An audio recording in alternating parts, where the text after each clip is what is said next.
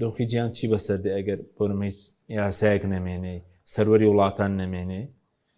ڕێزگرتن لە یاسای نێودەوڵەتیش نەمێنێ ڕاستیدا ئەو کاتی ئەم جەنگ و ناسایی ترسێکی نێودەوڵەتی دروست کردووە جاری وایە قسەک و پێشبینیەکان زۆری ڕاستدەر ناچن چونکە دۆخەکە جاری ئارام نییە و لە جێ خۆی نییە. ئێستا جۆرێکە لە ململانی و نزاعێکی دەولی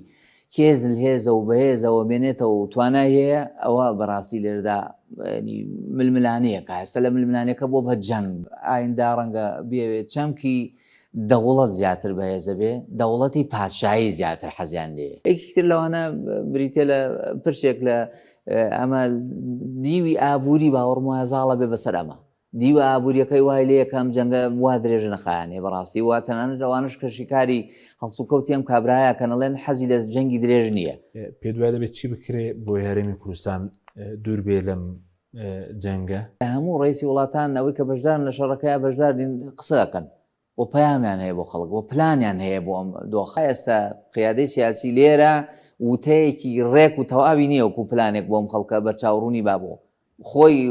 خۆی و خوای خۆی ینی خۆت چۆن خۆ پارێزە و شەپۆلێک هاتووە چۆن خۆ ڕزگار